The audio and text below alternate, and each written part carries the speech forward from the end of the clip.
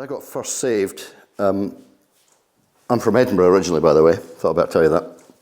I got first saved after I joined the Navy. I applied to join the Navy at 15, and I had to wait. If I hadn't had to wait, they'd have sent me to Ganges over Ipswich Way, which would have been a 10-month stint in basic training. But I was 16 in January, and I went off to join the Navy at 16. I looked about 9. Mind you, if you saw my wedding photographs, I look about 12. I was very fresh-faced, changed a bit now. But I got saved, and I mentioned this morning. You know, if anybody uses Facebook and you do memories, you'll remember that you get these memories that will pop up. I got one this last week or so in January, and it said, "You joined the Navy 51 years ago today." Yeah, just needed that. That was a real encouragement, you know. Went to my, after 6 weeks you go on to your various places for your whatever technical training. And I went to the Leon Solent to what was HMS Daedalus, and spent 26 weeks doing aircraft training. But during that time, if you weren't up and off the base by 9:30 in the morning as a junior, you had to go to church. I slept in one Sunday morning, and me and a colleague, and we had to go to church, get a uniform on, and you go to church. So down to the Church of Scotland Free Church. Can't remember a word of the sermon. I can actually remember the minister's name. He was from Scotland. He was the Reverend Tom Townsend. Can't remember his wife's name. Had a big effect on me. And of course, after the service, he invited me around tea during the week. Well, any excuse to get off the camp and have what I would term real food. And during the meal, they basically explained the gospel to me. Wow. So after the meal, they continued to explain it to the point where I got down my knees, confessed my sin, and accepted the Lord. Now, if I get emotional, you're going to have to put up with it, because this is it's not PTSD, although I thought it was initially when I came back from the Falklands. I thought this was my PTSD, but it's actually PHSC, Post-Holy Spirit Conviction. Wow. So you'd think, wow, he's going to go on with the Lord. No. Went to my first air station. Bit of an idiot. But there again, I was coming up 17. When in the Navy at that time, you're working on aircraft. Once you were qualified to maintain, you'd done your tests, and you did another exam, and you went and did another course, and you were qualified to sign official aircraft documentation for flight servicing. If you were 17 and a half, you got what was called complement billet pay. Now, this is 1973, okay? So it wasn't yesterday. And I got called to the pay office for a back pay check for my complement billet pay, and they gave me, a 17-and-a-half-year-old young man, a check for about £180. Oh my goodness. So I felt like a man at that point, even though I looked about 10. Wow. So, but I did some very silly things. I was a 17-year-old. Anybody else been 17, done stupid things? If you're not going to put your hand up and say no, you're lying, right? So what happened? Well, I went away to my first ship, did 13 months on HMS Bulwark, had a great time. Went twice around Med, once over to the Caribbean and the States, and all that stuff. One thing happened in Nassau in the Bahamas. I was on the gangway of the ship, and I saw this group of kids and this teacher and a couple of teachers, and we're getting a bit distressed. And so the quartermaster said to me, "Do you know a Chief Fitzgerald?" I said, "Yeah, he's my chief, but he's supposed to be showing this lot around the ship." "All right, I know where he sleeps." So I went up his mess, in the chief's mess, chapped the door, opened the door, pitch darkness. He's in his bed, snoring, and there was this distinct smell of, I know why he's snoring. So I thought, well, that's pointless. So I closed the door quietly and went back down the gangway and said, "Yes, he's asked me to do it." So I showed them around the ship, all these school kids, showed them the aircraft, showed them the bridge, showed them all the hangar and all the stuff in the workshop. And when we'd finished and they were getting off the ship, this teacher, who was from, are you ready for this? Nassau Christian Schools, said, "Let me take you out tonight and buy you something to eat." Okay. Now, as I say, I was by that time I was 18. So I went ashore that tonight, and they took me to what was very new to me and certainly didn't exist in this country, and it was this fancy takeaway restaurant called McDonald's. So she bought me a Big Mac meal, which didn't last long, and she jokingly said, "Do you want another one?" What do you think I said? "Of course I do, yeah." So she bought me another. They couldn't believe it. I ate 2 Big Mac meals. Well, I was 18, I was 28-inch waist. So. I was just saying to somebody earlier on, when I joined, my friends earlier on, I was saying, when I joined the Navy, I was 5'2". I had something like a 32-inch chest and a 28-inch waist, and I was like a stick insect. After 1 year in the Royal Navy, where you could actually have 3 shredded wheat and a cooked breakfast, then lunch and then dinner, 3 squares. After 1 year in the Navy, I was 5'6.5", I had a 38-inch chest, and I did a lot of exercise. So I looked quite different when I went home on leave. My mum didn't recognise me, I don't think, you know. So anyway,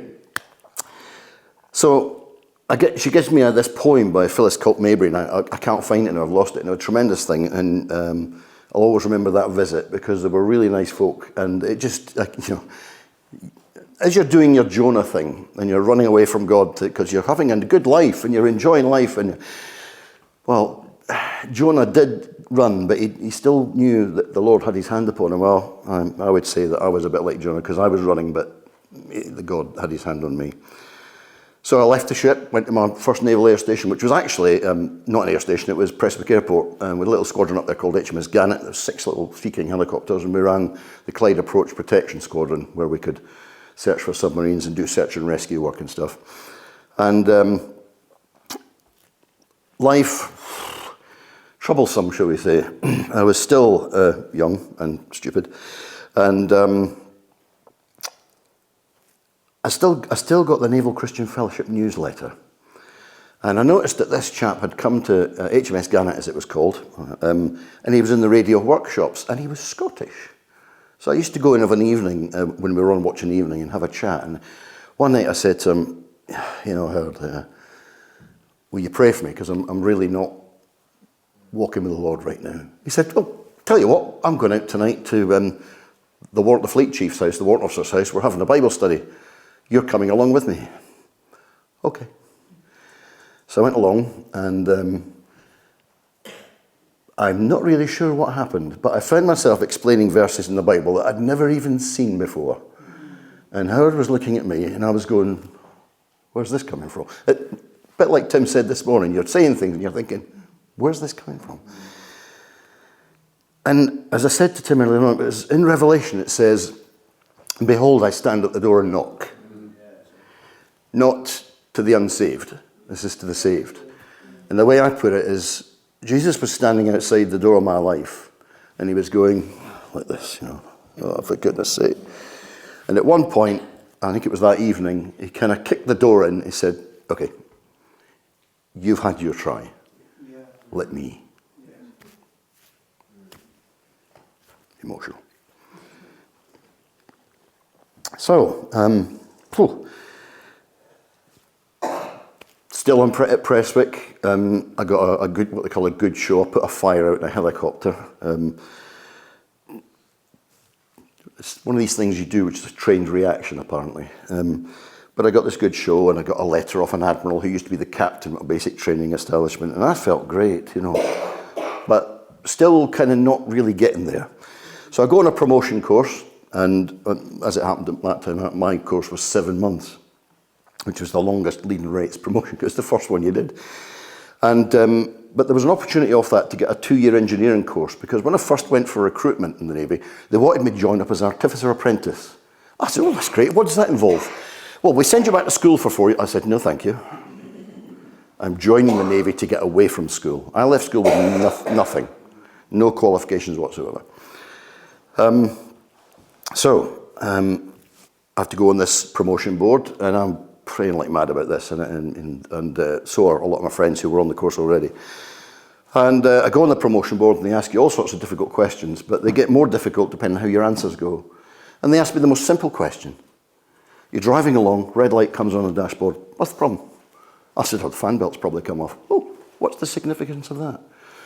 So, "Well, the fan belt drives the water pump, and the generator," was generator in those days, or the new thing called the alternator. He said, "Oh, what's the difference between a generator and an alternator?" So I had to explain all this to them, which I managed to do.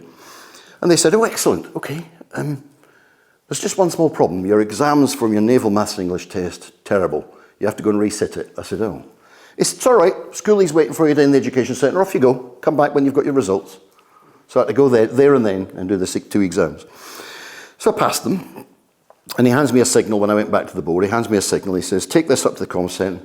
We've cancelled your draft to Portland. Oh, where am I going, sir? He said, well, you're coming back here. You're going on a 2-year course.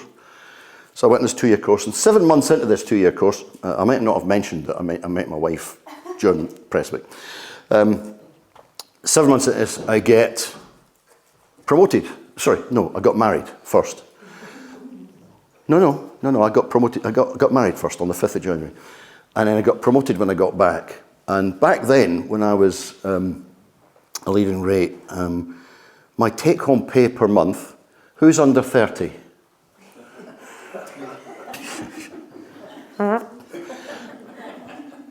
I got £200 a month. Right? You tell folk that now, and young people that now, and they go, no, you couldn't have. Yeah, I did. You know, my wife actually, before we got married, she was working at Civil Aviation Authority, and she actually earned more than me. But she then left CAA to come and move to married quarters. So I got married, I got promoted. God just was doing things that I couldn't keep up, you know. And then the Conservatives got in. Labour gave us a 23% pay rise just before the general election in 79. Wow, 29%. But to show you how far behind we were, when Conservatives came in, they gave us another 8%. So by the June of that year, my salary went up from £200 a month to £350. Wow. God is good. I'm so glad he did that, because it would have been such a struggle. Anyway, I finished my course. I get restyled from a petty officer to what they called a mechanician, which was a naval term for, well, an artificer. But you hadn't done the artificer's course because they couldn't call you that. I go to Culdrose, I do my continuation training, I fully qualify. I'm called into the office, and the engineering officer says, oh, Peninsula, you know we've got Prince Andrew coming on the squadron? Yes, sir. Well, we want you to be his line supervisor. Excuse me? So that sounds greater than it is. Basically, there's an aircraft line. We have all the aircraft lined up when they're operating during the day. And normally it's just a petty officer who is a non-technical guy who just moves them about. But they wanted somebody who could diagnose and fix a fault or tell them what the problem was and whether they could go or not. So Muggins, I got that job. I thought, okay, did it the best of my ability. And I do remember one day I was talking to the engineering officer when he was asking for an update on how things were progressing, and I was giving him the update. And as we were talking, I was trying to say to him, well, Prince Andrew's just about to go out, I need to go. But he kept me talking. And suddenly there was an explosion. And I said, I really need to go now, sir. So I ran out to the line. As I was running towards this burning aircraft, His Royal Highness the Prince Andrew was running the other way. And it wasn't his fault, okay? It was the student that was in the aircraft had done the wrong thing. But it just goes to show that when he needed to, he could move. And not into a pizza shop in wherever it was. I don't think he broke into a sweat, though. Anyway, during my time on 706 Squadron at Culdrose, after Andrew had qualified and gone to one of the frontline squadrons, 826, a little fracas developed in the South Atlantic. A southern American country decided that they wanted to invade a British sovereign property or territory. And Margaret Thatcher decided that they weren't going to be able to do that, so we wanted it back. Thank you very much. So we're going to form a new squadron out of all the new qualified pilots and the instructors and the squadron aircraft and some from somewhere else. And I found this out before it was made public on the squadron. So I went into the chief in the regulating office in the squadron, who, like the administrator, and I said, oh, I believe we're forming a squadron. Yeah, that's right. I said, who's going? He says, oh, I'm just about to start making up the list. I said, can you put my name down? And he excuse me? I said, can you put my name down? Why on earth would you want to do that? I said, well, I'm a Christian. I said, and this is what I've trained for. Yeah. There you go. So a few days later, about a week later, we got on what we called a pusser's bus, a big blue bus that said Royal Navy on the side and went about 45 mile an hour, downhill of falling wind. And off we went to Plymouth to embark on a fleet auxiliary to head for the Falklands. I got the Fleet Auxiliary. The other half of the squadron went on the QE2. And they were there in 8 days, and we took 28 days. But these things happen. But time and time again, before we set sail, I went to Aggie's, the Royal Sailors' Rest, as it used to be called, Aggie's, Agnes Weston's in Plymouth, and I knew some of the guys in there.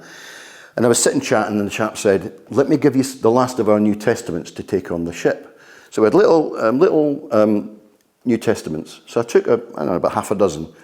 And I couldn't take my Bible because I didn't have room for it. So I put one in my pocket, and I got on the ship. But after we'd left Ascension on the way down, one of my lads, I was chatting to him, I said, "Right, come to my cabin." I went to my cabin, I said, "Look, take that. Now, it's not a lucky charm. This is the New Testament. It's to encourage you. It's to introduce you to God and to what the Lord Jesus Christ has done. You take this, you go and read it. It's not a lucky charm. Might stop a bullet if you got it in the right pocket, but it's not a lucky charm." Off he went. 5 minutes later, there was a queue at my door. I think Hugh Green used to call it opportunity knocks. So I had opportunities to talk. I used to give thanks at meal times. And on one occasion, as we got near the Falklands, I was sat at the table with quite a few other guys in the senior rates mess, and I bowed my head and I gave thanks. And one guy said, "Oh, yeah, and what are you doing?" And another guy, who wasn't a Christian, said, "Oh, he's giving thanks, I'll bet." I said, "Yeah, you're right, I am." "Oh, right. Well, can you give thanks for all of this then?" I said, "Well, no, I've given thanks for mine, but if you want, I'll give thanks for your food as well, and you can enjoy it." So we did. But these are subtle things that happened. But I can't go, I've been a Christian 51 years, I can't go through every single thing that God's done in my life. We'll be here till next Christmas. But, and actually, after doing what I did, I just wrote down bullet points, because I'm taking it out of my head anyway. And as people will say, I'm definitely out of my head. After all that happened in the Falklands and the various things, when I was down there, the day after the surrender, I went to Port Stanley on one of the round robin helicopters, a colleague and I, and we went walking around Port Stanley. And I said, "Come on, we'll get a cup of tea at the Deanery." "Mum, who do you know at the Deanery?" I said, "Well, Harry and Iris Bagnall, that's the Dean and his wife. They're in the Naval Christian Fellowship newsletter." "All right then." So we went and had a cup of tea, and some of the stuff they told us that had happened in Stanley during the conflict was, I can't repeat it, it's just terrible. But they'd had a bad time, and so had a lot of the islanders. And so we had a little bit of fellowship, and then we went back to get our helicopter back to Port San Carlos, where we were at the bridgehead. And so we had to go into they laughingly called it the race course, which was a single strip racetrack in Port Stanley, with what looked like an old control tower, which they said, "Oh, you need to go over there, there's the mobile air operations team's in there, you'll need to get a lift back." So I went into the Mayotte team office, and standing in the corner was this guy called Lieutenant Commander Woods, who had been one of my instructors on my 2-year engineering course, who was 2 pages ahead of the notes from us. And he would always be banging the blackboard, talking to guys. Then he'd go down a couple of classrooms and speak to the civvy instructor, get an update, come back and start again, And I said to him, just straight up, he turned around and he saw me and he kind of smiled, and I said, "A fat lot of good your electronics are doing me here." And he said, "Look at me." So there were funny moments along the way.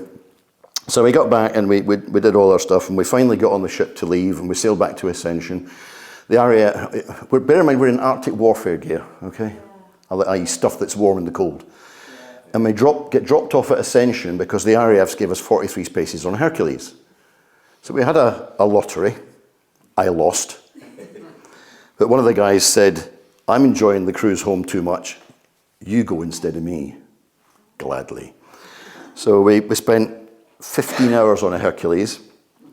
And I can tell you that at 27,000 feet, if you lie on the floor, the supercooled fuel in the belly of the aircraft gets through the floor and makes you very cold. And you wake up and you can't move because your arm and your leg are asleep. Anyway, we get back, and of course, before I'd gone, I'd taken Mary and our newborn son in March that year, Craig, up to Scotland to live with his brother for a while.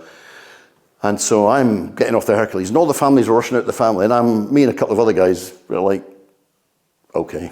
So we go in. So I get 48-hour off Port Pass over the weekend to go up here and up to Scotland and get my family back. And it coincided, unknown to me, with my sister-in-law's wedding. And so the church we'd got married in, they were getting married in. So I turn up at 2 o'clock in the morning at my brother-in-law's house, and I tap on the bedroom window. I know my wife's in, and she opens the curtain and let out a scream, because I hadn't had a haircut for 3 months. And I had a beard, not this colour. And so long hair, and she goes, and then she realised it was me, so she came, opened the door. It was funny and not funny at the same time. So the following morning I went and got my hair cut and my beard trimmed, and we went to the wedding. And of course during the wedding, my wife's brother and his wife had their little girl with them, and she was complaining and moaning and crying. So I took her outside, thought I'll just take her out because I'm, weddings. So I'm standing outside, and somebody comes out and says, I have to take the wee one off you. I said, no, it's fine. No, I have to take this wee one off you. So I go in, and they all burst out in applause, and I'm like, oh, is the wedding finished? And they're all looking at me. And I'm like, I hate this. I've done nothing other than what I'm supposed to do. But my sister-in-law has never forgiven me. So, moving on. Going back a week or two before that, on the way back up from the Falklands, I discovered that in the senior rates mess, one of the other petty officers, they'd had a vote when we were all ashore. The rest of them had a vote as to how they were going to run the mess bar, the mess funds, while we're at sea.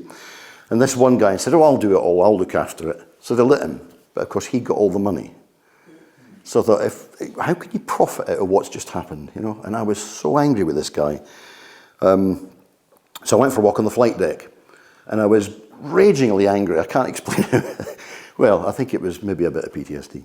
But I'm like this, And as I looked up, what shall I see but the Southern Cross? PHSC. Done.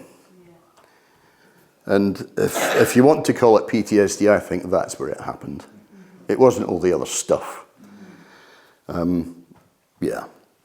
And so, eventually, I get to the point where I leave the Navy, and the reason for that was I was on a particular detachment to a Dutch ship, and I'd had a nice service on there on the intervening Sunday when I could get away off work. And they've had women on Dutch ships for years, but they're very different, very laid back. And it was a tanker with a flight deck and a hangar, and we were on this for 2 weeks up in the Arctic Circle. And it was not what we call a detachment. It wasn't a good detachment, because the Dutch have a bar for the under officers, the senior rates. They have one for the junior ranks as well. And the trouble is with the British sailor, if you point him at drink and say it's cheap, he will drink it. And I think they tried to drink both the bars dry. They failed, but they tried. But I was getting increasingly frustrated, because I do drink the odd drink, but I don't drink to get drunk. I don't drink to be social. Have a glass of wine with a meal, something like that. I don't see that as a big issue. It is for some. I do understand that. But lots of issues. This culminated on the very last day of the detachment, at the flight briefing, the aircrew were told there's no fuel left on the ship. We're disembarking to Lucas and Fife. They're taking underslung loads. And I, of course, get up at 4 in the morning because I'm the underslung load supervisor. And these are big containers. They're about 6 feet by 6 feet by about 8 feet high. And the only way you can hook them onto the aircraft is to climb on top of them and hook them on. Bear in mind you're on a ship at sea, moving.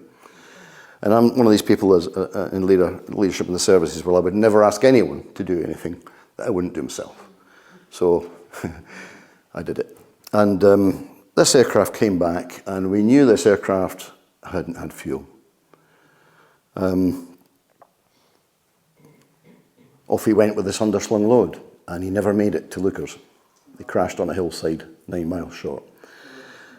Big argument, and the pilot, the one ultimate responsible that made the major mistake, he died in the accident. The co-pilot broke his back. The air crewman was spat out of the back of the aircraft. Despite him being on his traveller harness, it broke and he got spat out when it hit the ground. They actually said that if they hadn't had the underslung load, they may have landed sooner, but not in a more convenient place. And the Canadian observer, if he hadn't got into his seat and left his shoulder straps undone, would have lost his head. So the sequence of events after this, for me as a Christian, were the most frustrating time of my life, the most the one thing that's going to get you angry is if you're enjoying your work in the services and suddenly you're put in this position. And I remember going to the Board of Inquiry, and the Board of Inquiry was run by my ex-CEO, and he told me, don't worry, but the precursor to that was when they let the air crew back out of hospital, and the observer and the air crewman came back to the sick bay. And I went over, not realising that there was a wardroom do on, and they were all in the sick bay. I opened the door and went in and said, everybody out now. And they all went, oh. So all these officers got out and took their wives with them. And I'm left with the Canadian observer and the air crewman. And they had pretty bad injuries, I have to say. But we had a quiet chat, and they said, nothing to do with the ground crew whatsoever. Pilot error. So for me, that was a kind of an encouragement, but it had got to me badly. And if I hadn't been a Christian, I don't think I'd have got through that one. Left the Navy, had to put in 18 months notice because I was signed on for 22. So I put in 18 months notice. So I'd been in 14 years when I finally left. And we moved to Hastings for my first civilian job. Wow. And I ended up going to most of the places that made things for the armed services, like torpedoes and missiles and bombs and stuff. But it was an interesting job. I changed and got a job with a local company around here. I think you might know it. It's called the Michelin. I worked for them for 6 years and got made redundant. They used to say in Michelin, I'm maybe not mentioning the Lord enough, but you have to understand that at every turn of this, He's there. They said that if you got past, 2 years at Michelin, you're in for life. Because you'd obviously fitted. I got to 6 years, and the other guy got made redundant had been there 17 years. And we were the only two that were happy in having lunch the day we left. The rest of them were all looking like they were sentenced to 20 years. Some of them probably were, actually. We moved on. We eventually, Cheshire, we were there for 15 years in Cheshire, over in Haslington. Various career moves and things. We went to a big church in Crewe for a long time until the leadership wanted to do away with the eldership and just have a leadership team irrespective of gender. I added the last bit, but that was what they wanted. And the reason they wanted that, and it sounds bitter when you say it. I've always believed that I support my pastor, I support the leadership team. I've always believed that in the word where it says, submit to your leaders, for they are men who must give account. Unless you've got a more modern, degenderized translation, in which case it doesn't use the word men. But I've always believed that, right up to the point where I didn't. And it was because I could see what was happening. Now I was involved in leadership in the church. I led the men's team, the men's group. And you get put in a very awkward position when you're going to meetings because you're getting teaching from someone from a Bible college about leadership. But if you choose Bible verses very carefully and only read the first half and leave the other half out, then yeah, not a problem. Except when you notice that they've done that and you're not allowed to ask questions. So you have to write a letter to the leadership. And I don't think they read mine because mine was at least 6 pages and my friend, his was at least 12 pages. And I quoted David Poss and various other teachers of the word around the world that talked about leadership being male. And I'm not here to upset you ladies. It's a biblical concept. Paul's teaching about what an elder should be, what a deacon should be. But the leadership were literally putting the Bible aside and wanting to change the leadership team to include females. Now, when you are taking away men that have been elders for years, and the reason you become an elder is because the church recognizes God's hand in your life, and that you're actually doing it, you're being an elder. And then they have a meeting and they appoint to be one, officially, a spiritual overseer. So we left that church, and we ended up in this little church in Winsford, basically because we knew Jacob Prash was coming. And there was this bloke called, Tim. And his lovely wife, Mandy. And, I love a challenge. When you've been involved in worship for a number of years and you go to another church where the worship is Interesting. I get into trouble with other people because they've got to Winsford and they enjoyed it. But I think if we'd had a picture of my wife and I standing there when the worship started, we probably looked much like this. Wow. And then, of course, the reason we went is because we knew Jacob was coming. We wanted to sound the church out before we went to it, to let's see Jacob and hear Jacob. Jacob comes along. Who's doing the sound? Nobody. Well, I've got experience, so I'll do it. Okay, Tim says. And Malcolm, yeah, okay. So I get my camera up and I get my sound up, and I'd bought a mini disc recorder, so we did it all. So in the middle of all this, it's great fun, enjoyed it thoroughly. We got all the Jacob's teaching, and it was fantastic. And the next thing that happened, of course, was Barry Smith came to the church. So we did it again. We did the thing in the town centre. So I got a lead passed down from the sound desk into it so I could plug it in. We did it again. Barry Smith is the only man I know ever to out-preach a 2-hour mini disc. And when you only take one blank disc, you're in trouble. I didn't, I took 2. Absolutely phenomenal. Wonderful. And we went to the church. I don't know how long we were there, Tim. How long were we there? I don't know. And they got to, and there's a lot of, Caesar and Sabrina used to go, and there was other gypsies in the church. They had a members' meeting, and you were allowed to go to the members' meeting if you weren't a member, but you couldn't vote. But you could have a say, So we went to this members' meeting, and there was a desk with 3 chairs behind it, and then all the other chairs were over here, facing the desk. And I thought, that's like being back at school, So I mentioned this, so we put the chairs in a circle, but they still kept the desk with the 3 chairs. I thought it was quite funny. So we, without going into it too much, we then went to a church in Congleton, and the pastor there was, it was Tim, because we moved. And it was in the scout hut, if I remember rightly. Yeah. Interesting. Great stuff. We eventually moved up to Dunoon when I left a job I had working with the police doing training up on and installing stuff for video speed enforcement, number plate recognition, all that sort of stuff. We moved up to Dunoon. We bought a little tea room and guest house in Dunoon. You do make some mistakes in your life, but we did feel it was the right thing at the time. It was called a lifestyle business because you had no life and absolutely no style. And I was the cook. And somebody once said to me as I was serving up this breakfast, they said, where did you learn to cook? I said, what do you mean? Oh, did you have to go on a course? I said, oh, yeah. He said, which one? I said, University of Life. He didn't get it. And it got to a point, we went to the Baptist church initially, and for I think 2 Sundays, and we realised this was really not the church for us. That ended when our 2 daughters and I went to an evening service. Now, they'd had a ministry team down that were doing things with football with the kids in the town. And whatever happened, I can't go into detail of what happened, but my daughters both looked at me and said, are we staying? And I said, no. So we left. But then we had a fellowship we used to go to, and there was an older couple and a younger couple, and it was us and the kids, and there were about 8 folk in total, little church. And that went well until we had issues with our daughters doing things and, not really living the lifestyle we would have expected. And as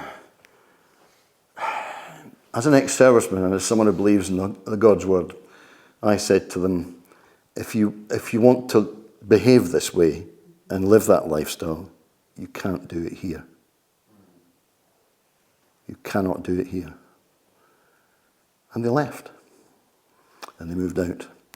And I then got the first phone call from the council saying I had made someone homeless.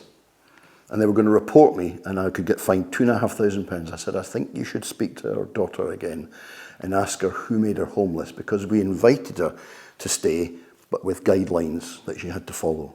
And she chose not to follow the guidelines, so she left. I didn't open the door and bodily throw her out. And the same happened twice. Broke our hearts.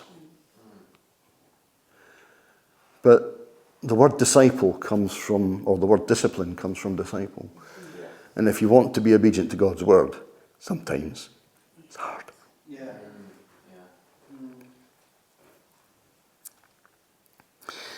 We eventually had a fellowship. There was an ex-American Navy guy that had been in Dunoon when he was in the US Navy. He felt the Lord calling him back to Dunoon. He'd married a girl from Greenock, because he didn't realise the old adage that you can take the girl out of Greenock, but you cannot take Greenock out of the girl. Red hair too. And at first things went well, till we said, look, we're renting this hall, we're renting the school, it's costing a lot of money. Why don't we have it in the tea room on Sunday mornings? The tea room's big enough. So we used to have the church in the tea room. But after a few months, every Sunday, we used to go upstairs, Sean the pastor, myself and another guy called Jamie would go up and pray before the meeting, pray for the pastor. But he did everything. The pastor did everything. He did the worship. His son helped him with the worship. He did the preaching. He wouldn't let anyone else preach. And then they started to come in on Sunday mornings, and they'd always had an argument. And you could tell by the body language, you know.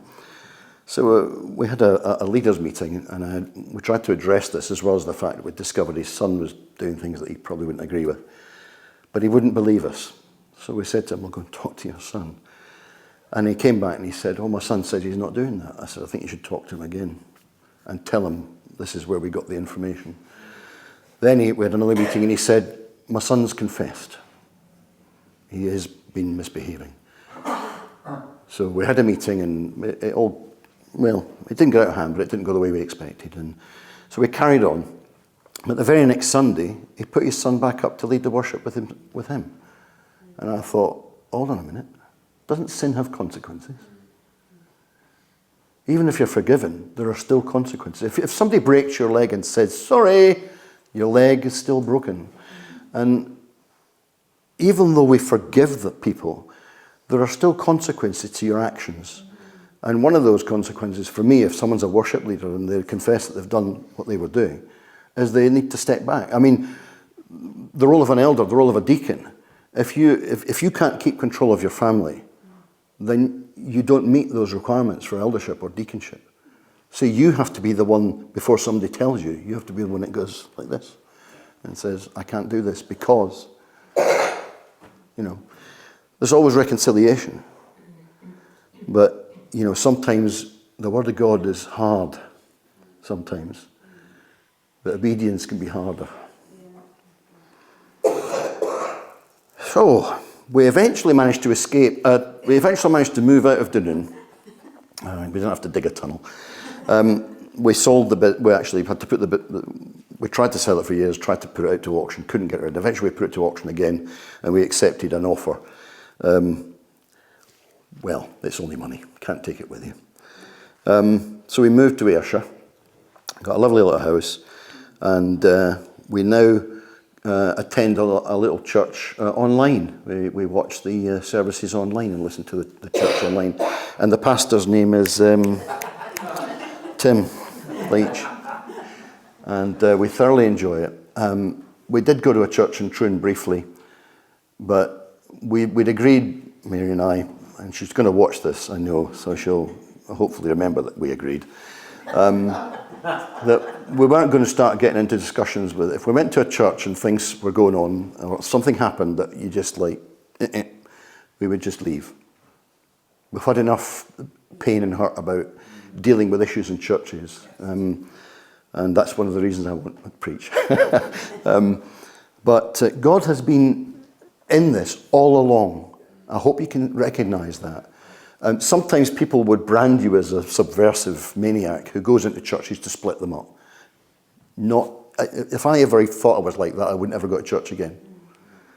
If God thought I was like that, he would deal with me ever so severely. I can tell you that right now, because I've been dealt with severely a few times. I'm actually surprised I've got this far without bursting into tears. What next? He knows.